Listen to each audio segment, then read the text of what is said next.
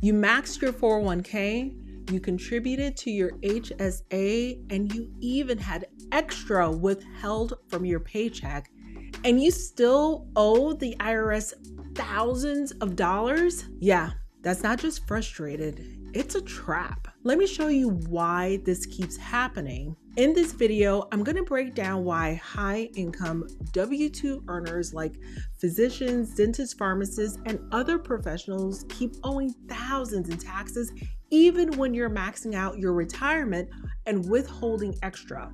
I'll show you what's actually happening behind the scenes and why it's costing you more than you think. So here's what's going on. If you're a high-income W-2 earner, your paycheck gets taxed at the highest possible rate, and you have very few legal ways to reduce your taxable income.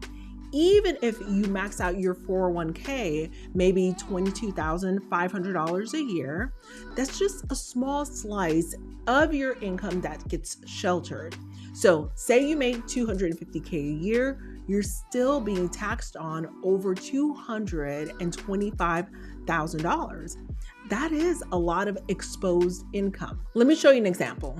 Say you and your partner, you're bringing in a combined $300K per year. You both max out your 401ks, maybe you add $7,000 to your HSA, even have extra withheld from your paycheck, but then when tax season rolls around, you still owe maybe $15K, maybe $20K. Why? Because nothing you did actually helped reduce your taxable income in a meaningful way. Meanwhile, the tax code, it is filled with benefits for business owners and investors. They get to write off all sorts of things like travel, home office, business meals, mileage.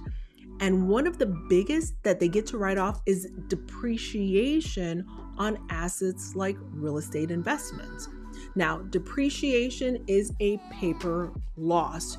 You're not actually losing money, but the IRS lets you claim it like you are. So if you own an investment property that depreciates by $25,000 that year, you can subtract that against your income.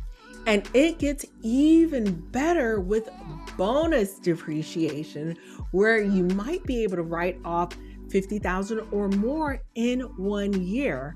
But here's the part that no one tells you about. You don't have to be a full-time landlord. You don't need a big portfolio. You don't even need a property manager. Some of my clients have just one property, and because they meet material participation guidelines, according to the IRS, they can use those losses against their W-2 income. I remember looking at our numbers 1 year and thinking, how am I making 6 figures and still feeling so broke? I followed the rules. I worked more. I picked up extra shifts. I saved. I contributed. And then I realized the rules I was following were made for someone else. They were made for employees to stay employees.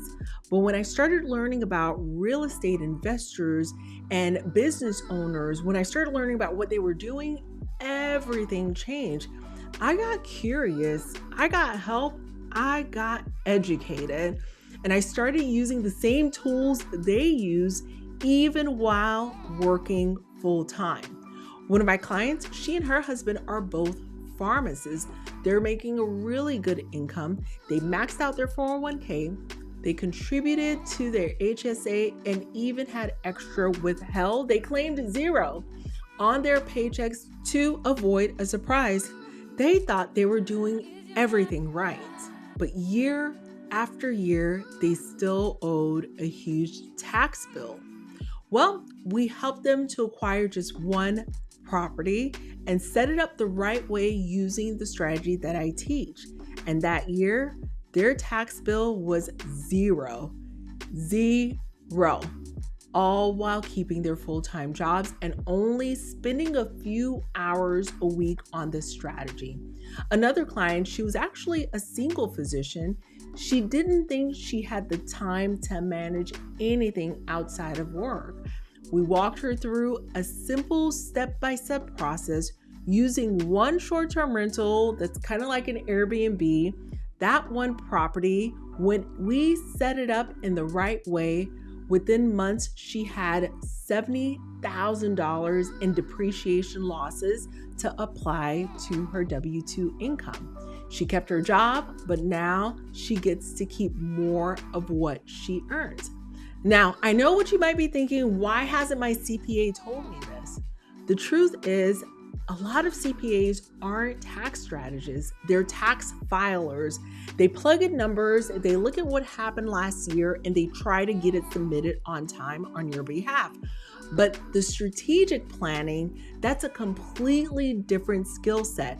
It's looking forward and actively helping you make smarter moves now to lower next year's tax bill. So no, you're not crazy, you're not behind, you just haven't been shown this before. Now that you understand why high income professionals like you keep getting stuck, let me show you exactly how they're getting unstuck. Instead of picking up more shifts just to cover your tax bill, I've got the strategy that's gonna help you keep more of the money you already earn, and that's this video.